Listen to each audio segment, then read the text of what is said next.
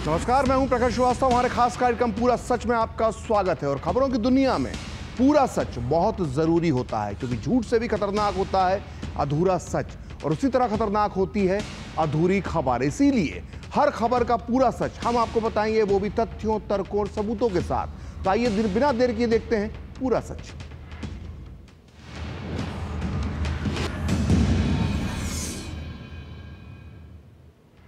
आज हम डिजिटल युग में जी रहे हैं। छोटे से छोटा और बड़े से बड़ा पेमेंट हम किसी ना किसी डिजिटल माध्यम से कर रहे हैं। डिजिटल पेमेंट करने से हमारा समय भी बचता है और मेहनत भी। और डिजिटल पेमेंट में सब कुछ आसान होता जा रहा है। इस युग में सब कुछ आसान होता जा रहा है, लेकिन इस आराम के साथ साथ हमारी जिंदगी में कई खतरे भी आ रहे हैं। अब आपके घर में चोरी होने से ज्यादा खतरा आपको इस बात का है कि कोई आपके साथ ऑनलाइन फ्रॉड ना कर दे। इसके कई तरीके हैं। आजकल डिजिटल दुनिया में नए नए तरह के फ्रॉड किए जा रहे हैं। इनमें से एक है डिजिटल अरेस्ट। ये धोखाधड़ी का एक ऐसा तरीका है जिसमें आपको व्हाट्सएप पर फोन या वीडियो कॉल किया जाता है। वीडियो कॉल करने वाला अपने आप को पुलिस अधिकारी या कोई अन्य सरकारी अधिकारी बताकर आपको धमकाता है और आपसे पैसे ऐंठने की कोशिश करता है। हाल में इस तरह के कई मामले सामने आए और ये समस्या इतनी आगे जा चुकी है कि खुद प्रधानमंत्री नरेंद्र मोदी ने अपने मन की बात के 115वें एपिसोड में देशवासियों को डिजिटल अरेस्ट को लेकर सजग रहने की नसीहत दी। उन्होंने साइबर फ्रॉड से बचने के लिए रुको, सोचो, एक्शन लो का मंत्र भी दिया है। और पीएम मोदी का ये मंत्र आपको डिजिटल फ्रॉड से कैसे बचा सकता है, इसका पूरा सच हम आपको आगे बताएंगे। लेकिन इसके पहले हम आपको बताते हैं कि आखिर डिजिटल अरेस्ट के जाल में आम आदमी कैसे फंसता है। आज हम आपको एक डिजिटल अरेस्ट का पूरा सच बताने के लिए एक असली वीडियो दिखाएंगे, जिसे एक जागरूक नागरिक विजय पटेल ने ना केवल रिकॉर्ड किया बल्कि उसे सोशल मीडिया पर अपलोड कर लाखों लोगों को जागरूक करने का कार्य भी किया है। दरअसल पिछले दिनों विजय गजेरा पटेल के पास एक वीडियो कॉल आया जिसमें उनके सामने वर्दी में एक पुलिस अफसर बैठा हुआ था। आप तस्वीर अपनी स्क्रीन पर देख सकते हैं। उसका पूरा कमरा किसी थाने की तरह दिखाई दे रहा था। इसने अपने आप को यूपी पुलिस का अफसर बताया। इसे फर्जी पुलिस अफसर ने विजय गजेरा पटेल से कहा कि उनका मोबाइल नंबर अगले 4 घंटे में ब्लॉक कर दिया जाएगा, क्योंकि इसका उपयोग उत्पीड़न और वित्तीय धोखाधड़ी के लिए किया जा रहा है। आइए देखते हैं कि किस तरह से रौबदार आवाज में ये फर्जी नकली पुलिस अधिकारी विजय गजेरा पटेल को फांसने के लिए अपने डिजिटल अरेस्ट स्कैम की शुरुआत कैसे करता है। विजय, यस सर। तो ये वेरिफिकेशन पॉलिसी आपने आपको वेरीफाई कर लिया है, तो अभी मैं आपको स्टेटमेंट लाइन से साइड करूंगा। वहां पर मुझे बताइए क्लियर टू क्लियर आपके साथ हुआ गया है, और उसके बिहाफ पे आपके आधार कार्ड मिसयूज की कंप्लेंट रजिस्टर की जाएगी और आपको यहाँ से कंप्लेंट कॉपी प्रोवाइड की जाएगी। ओके, सो आप मेरे साथ लाइन पर रहिए। ठीक है सर। आज डेट 18 जुलाई 2024 और मैं आलमबाग पुलिस स्टेशन से एसआई सुनील कुमार मिश्रा आपका स्टेटमेंट ले रहा हूँ। मेरे साथ एक कंप्लेनर है जिनका नाम है विजय। हाँ सर। विजय गुजरात से बिलोंग करते हैं और इनका कहना है कि इनके आईडी कार्ड का मिसयूज करके एक नंबर परचेज किया गया है, जो नंबर है 9335500077। ये नंबर 22/2024 को परचेज किया गया है। परचेज लोकेशन है shop number 18 Chandan Nagar Alambagh Lucknow, pin code 226005। तो सबसे पहले आप अपना खुद बताइए और कहां से अपना स्टेटमेंट दे रहा है ये बताइए। सर मेरा नाम विजय गजेरा है और मैं गुजरात से स्टेटमेंट दे रहा हूँ। विजय गजेरा? हाँ सर। तो देखा आपने किस तरह से इसने विजय गजेरा पटेल को फंसाने के लिए अपना पूरा जाल बिछाया।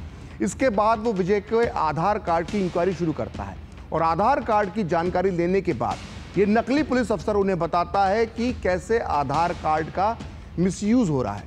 और इतने देर में ये स्कैमर्स उन्हें व्हाट्सएप पर सुप्रीम कोर्ट के नाम से एक डॉक्यूमेंट भी भेज देते हैं, जिससे मामला और ज़्यादा गंभीर लगे।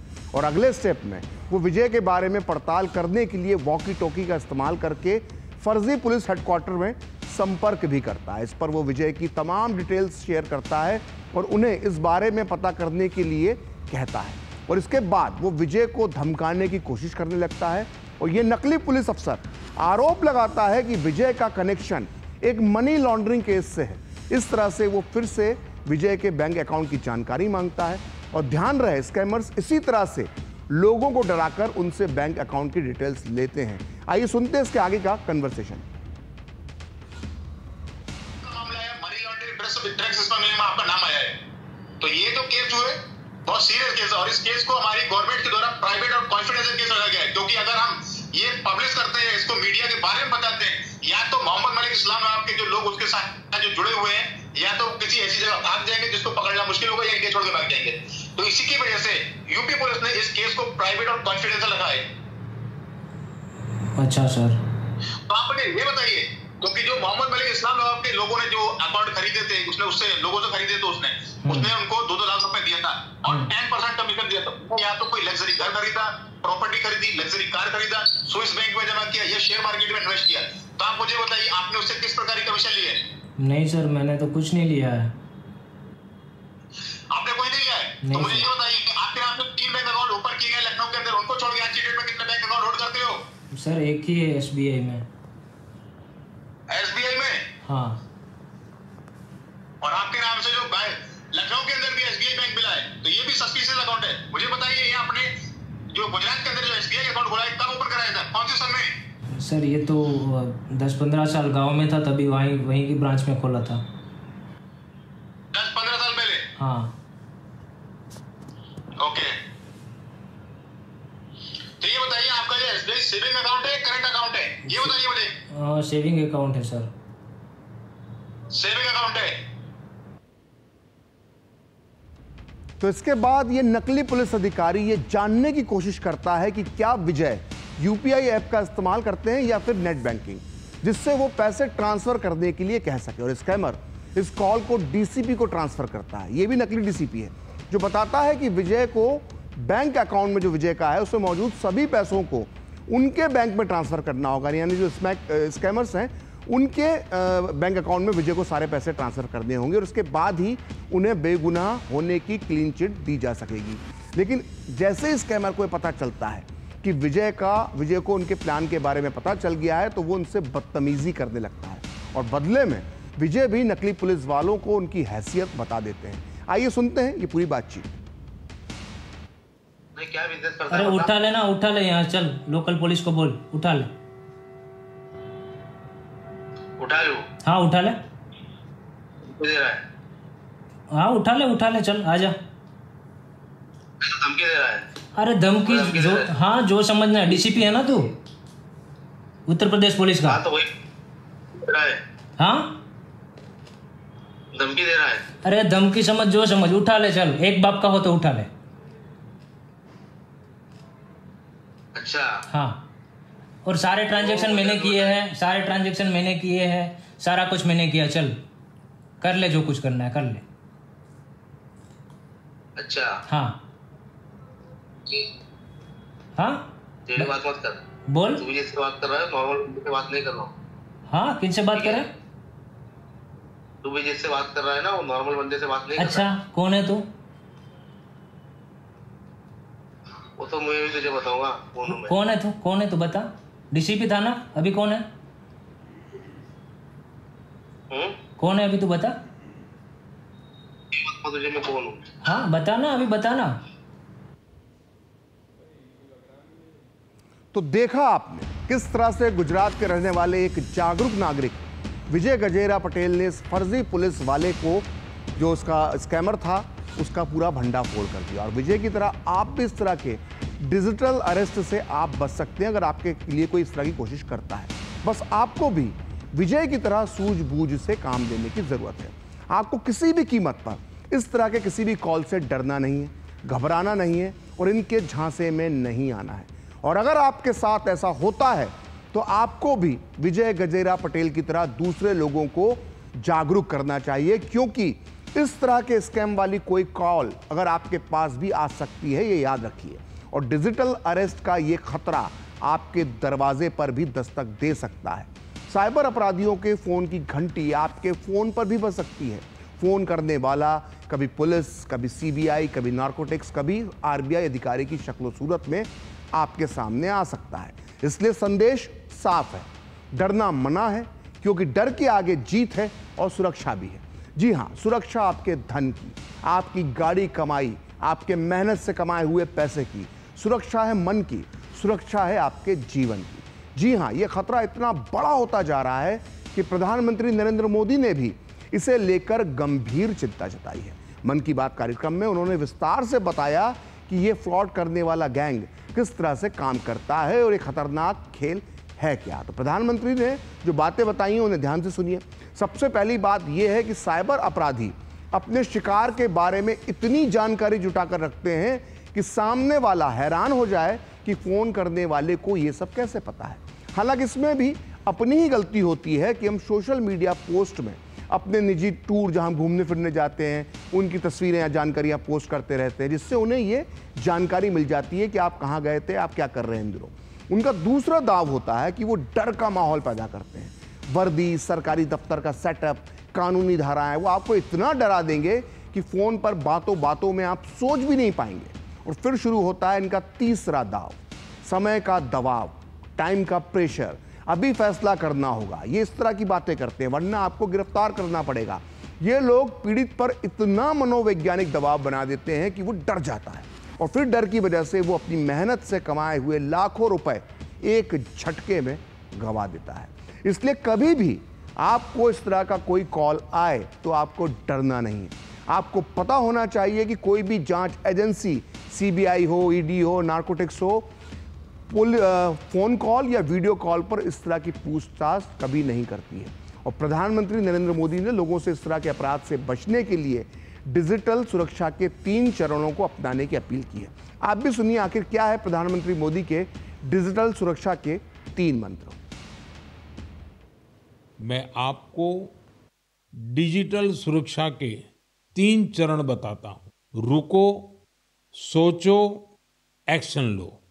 कॉल आते ही रुको, घबराए नहीं, शांत रहे, जल्दबाजी में कोई कदम न उठाएं, किसी को अपनी व्यक्तिगत जानकारी न दें, संभव हो तो स्क्रीनशॉट लें और रिकॉर्डिंग जरूर करें।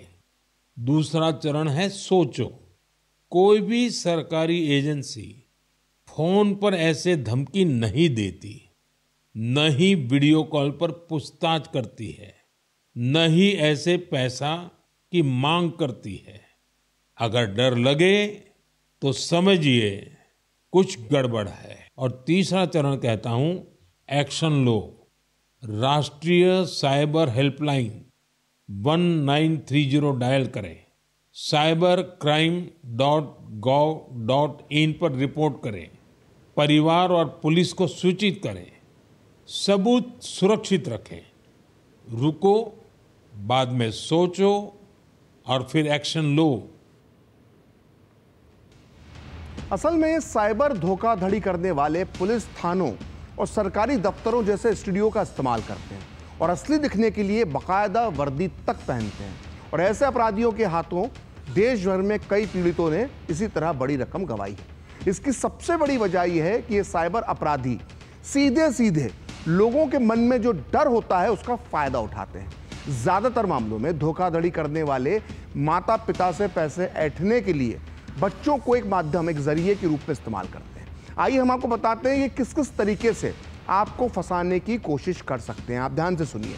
हर माँ बाप को अपना ज्यादा प्यार, अपने बच्चों की प्यार और चिंता अपने बच्चों की सबसे ज्यादा होती है। वो सबसे ज्यादा अपने बच्चों से प्यार करते हैं और इसी का फायदा उठाकर ये कॉल करके आपके बच्चों के बारे में ऐसी बातें बोल सकते हैं जिससे कि आप घबरा जाएं। जैसे मसलन आपका बच्चा ड्रग्स के साथ पकड़ा गया है और उसे छोड़ने के नाम पर आपसे पैसे मांगे जा सकते हैं। कई केस में माँ बाप को उनके जो युवा बच्चे हैं उनके बारे में यह बताया जाता है कि आपका बच्चा आपत्तिजनक हालत में होटल के अंदर पकड़ा गया है। जाहिर है लोक लाज के भय और अपने बच्चों के भविष्य की चिंता से परेशान होकर माता पिता मोटी रकम देने के लिए तैयार हो जाते हैं और इसी तरह से ये आपको पार्सल और कुरियर के नाम से भी फंसाने की कोशिश कर सकते हैं। ये अक्सर होता है। ये अपने संभावित शिकार को फोन करते हैं और ये बताते हैं कि आपके नाम से एक पार्सल भेजा जा रहा है जिसमें ड्रग्स मिली है, यानी ये ड्रग्स आप किसी को भेज रहे थे और आपका नाम इस पार्सल पर लिखा हुआ है और ये बताकर, ये डराकर पैसा निकालने का खेल किया जाता है। और कई बार ये आपके ऊपर इसी तरह के फर्जी केस होने की बात करते हैं और जुर्माने और वकील की फीस के नाम पर भी आपसे पैसा मांग सकते हैं।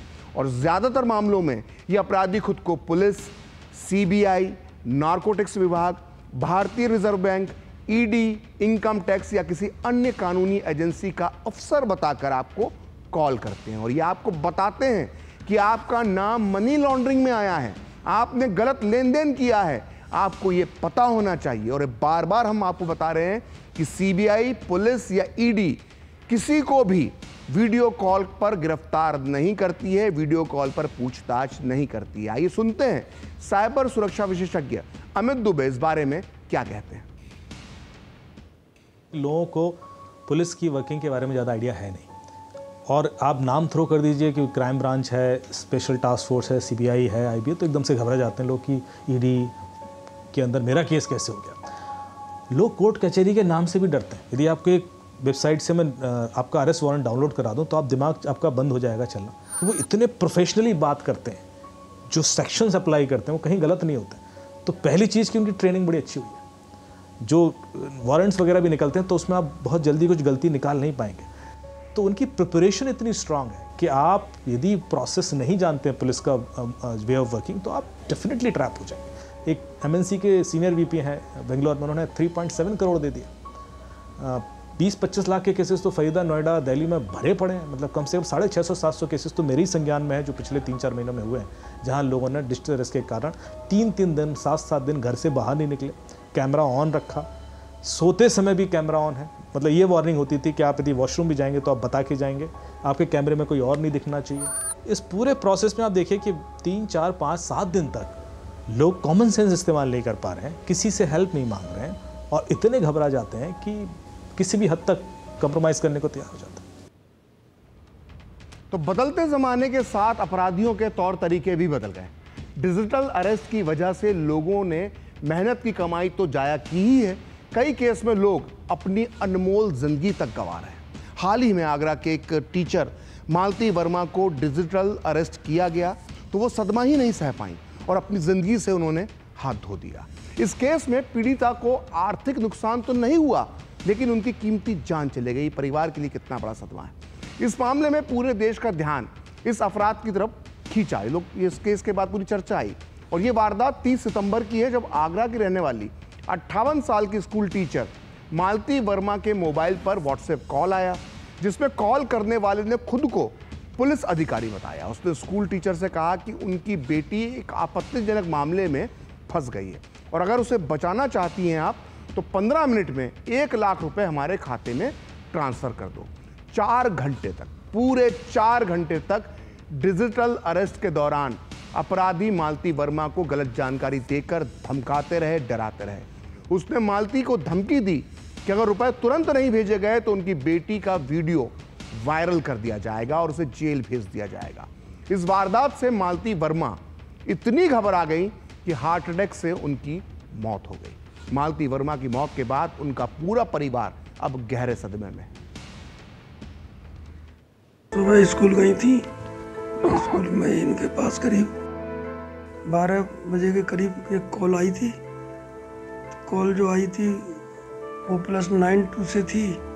उन्होंने उसके बाद फोन को सुन करके कहा कि आपकी बेटी जो है सेक्स रैकेट में पकड़ी गई है और जल्दी से जल्दी आप जो है 15 मिनट के भीतर 1 लाख रुपया भेजिए। मैं जो नंबर दे रहा हूँ उस नंबर पर आप उस आदमी से बात करके और वो आदमी बताएगा कि आपको पैसे कहाँ डालने हैं। पैसे तो नहीं गए, लेकिन वो इतनी घबरा गई कि वो जो है अटैक से अपनी जान गंवा बैठी। तो स्कूल टीचर मालती वर्मा को साइबर ठगों ने 4 घंटे तक डिजिटल अरेस्ट रखा और इस बीच उन्हें 8 कॉल किए गए। इस दौरान पैसे ट्रांसफर करने के लिए मालती वर्मा ने अपने बेटे दीपांशु को कॉल किया, जिसके बाद बेटे ने मां से कॉलर का नंबर मांगा, यानी जो व्यक्ति कॉल कर रहा था उसका नंबर मांगा। जब उसने नंबर देखा तो हैरान करने वाली बात नजर आई। ये नंबर पाकिस्तान के ISD कोड +92 से शुरू हो रहा था। आप ध्यान रखिए, +92 से जब भी फोन आए आपको सतर्क रहने की जरूरत है। उसे तुरंत समझ में आ गया ये फर्जी कॉल है और पाकिस्तान से किया जा रहा है, पाकिस्तान के नंबर से किया जा रहा है। फिर दीपांशु ने अपनी मां को समझाने की पूरी कोशिश की कि ये एक जालसाजी है, उनकी बेटी पूरी तरह से सुरक्षित है। दीपांशु ने अपनी बहन से संपर्क किया और वीडियो कॉल के जरिए दिखाया कि वो कॉलेज में पूरी तरह से सुरक्षित है। और इसके बाद भी मालती वर्मा मानसिक सदमे से उबर नहीं सकी जो उन्हें उस फर्जी कॉल के कारण हुआ था। और दीपांशु हालांकि अपनी मां को तो नहीं बचा सके, लेकिन अब वो लोगों को जागरूक कर रहे हैं कि कैसे इस तरह के फर्जी कॉल से डरने की नहीं बल्कि समझदारी के साथ कदम उठाने की और सामना करने की जरूरत है। मैंने मम्मी से पूछा, मम्मी क्या बात हो गई? मम्मी कहती है कि ये सब चीज़ें, वो क्या कहते हैं, 1 लाख रुपए भेजो आप। मम्मी ने जैसे ही मुझे नंबर दिया व्हाट्सएप के थ्रू, तो मैंने देखा है +92 करके नंबर है और एक दूसरा इंडियन नंबर था, तो मैं समझ गया। मैंने मम्मी को समझाया, लेकिन मम्मी की उस टाइम पे इतनी परेशान कर रखा था उन्होंने, इतना डिजिटली अरेस्ट कर देते हैं आदमी को कि वो मिनट टू मिनट कॉल करते हैं, परेशान करते रहेंगे आपको, और एक ऐसी स्टोरी बना देते हैं वो अपने आप में ही कि आदमी बिल्कुल ही पैनिक हो जाता है कि वो समझ ही नहीं पाता कि हाँ हमारा बच्चा इस बारे में नहीं भी कर सकता है। तो मम्मी को इतना पैनिक हो गया था कि मम्मी की स्कूल में तबीयत ख़राब हो गई थी, घर पर आई थी, घर पे आते आते और मम्मी की तबीयत और ज़्यादा ख़राब हो गई, घर पर ही मम्मी की फिर डेथ हो गई। किसी भी अनजान कॉल पे, चाहे वो +91 हो, चाहे +92 हो, चाहे किसी भी कोड से हो, आप ना किसी पे भी ट्रस्ट मत करो। आप ना सिर्फ सबसे पहले अपने बच्चे को फ़ोन करो, वेट करो। अगर कोई भी ऐसे आपको परेशान करता है तो उसका मतलब ये नहीं है कि अरे हमारे बच्चे ने ऐसा कर भी दिया होगा कि आपका ये पार्सल इधर पकड़ा गया है। जब हमने कुछ चीज़ को भेजा ही नहीं है तो आप अपने आप पे पहले ट्रस्ट करो। तो पूरा सच में वक्त है एक ब्रेक का, और ब्रेक के बाद आपको बताएंगे कि साल दर साल कैसे बढ़ रहे हैं डिजिटल ठगी के मामले।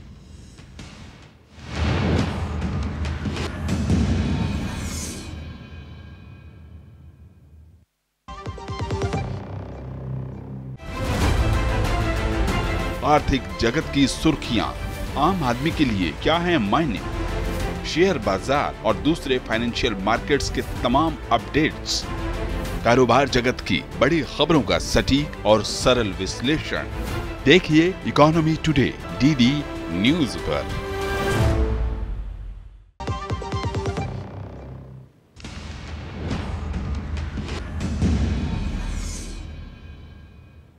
तो ब्रेक के बाद पूरा सच में आपका एक बार फिर स्वागत है। और साल दर साल डिजिटल ठगी के मामले अब बढ़ते ही जा रहे हैं। कभी डिजिटल अरेस्ट तो कभी ट्रेडिंग स्कैम, कभी इन्वेस्टमेंट स्कैम तो कभी डेटिंग स्कैम, यहाँ तक कि नकली बैंक वाले बनकर ओटीपी की मांग कर भी खूब घोटाले किए गए। ओटीपी मांग कर आइए आंकड़ों के जरिए समझते हैं कि ये डिजिटल ठगी कितने खतरनाक स्तर पर पहुंच चुकी है।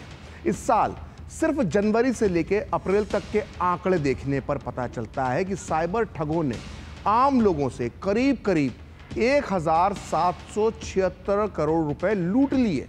वहीं राष्ट्रीय साइबर क्राइम पोर्टल यानी एनसीआरपी के मुताबिक 1 जनवरी 2024 से 30 अप्रैल 2024 के बीच 7,40,000 शिकायतें दर्ज की गई हैं, जबकि साल 2023 में यह आंकड़ा इतना बड़ा तो था लेकिन इतना बड़ा नहीं था। तब कुल 15,56,000 शिकायतें मिली थी, यानी साल दर साल ये आंकड़ा बढ़ता जा रहा है।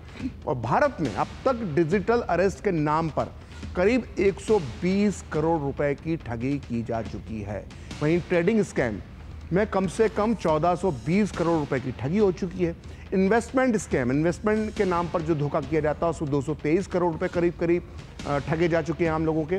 और डेटिंग स्कैम में 13 करोड़ रुपए आम लोगों से लूटे जा चुके हैं। और ये सब साइबर क्राइम है और ऑनलाइन हुआ है। और गृह मंत्रालय के भारतीय साइबर अपराध समन्वय केंद्र, जिसे हम I4C के नाम से जानते हैं, उसके जरिए केंद्रीय स्तर पर साइबर क्राइम पर निगरानी की जाती है। और इसके मुताबिक डिजिटल फ्रॉड करने वाले ज़्यादातर लोग 3 दक्षिण पूर्व एशियाई देशों में स्थित होते हैं। ये देश है म्यांमार, लाओस और कंबोडिया। और साइबर ठगी के मामले में 46% मामले इन्हीं 3 देशों के आसपास दर्ज हुए हैं, इन्हीं 3 देशों से जुड़े हुए हैं। और I4C में 4 तरह के घोटाले का जिक्र किया गया है: digital arrest, trading scam, investment scam और डेटिंग स्कैम। और साइबर ठगी के सबसे ज़्यादा शिकार महाराष्ट्र के लोग हुए हैं। यहाँ आम लोगों से 991 करोड़ रुपए अब तक लूटे जा चुके हैं। वहीं दूसरे नंबर पर तेलंगाना है, जहाँ 759 करोड़ रुपए अब तक लोगों से ठगे गए हैं। तो ये इतना बड़ा स्कैम बन चुका है। तो आज पूरा सच में इतना ही। कल फिर होगी आपसे मुलाकात अपने इस खास कार्यक्रम पूरा सच में। देखते रहिए DD न्यूज़।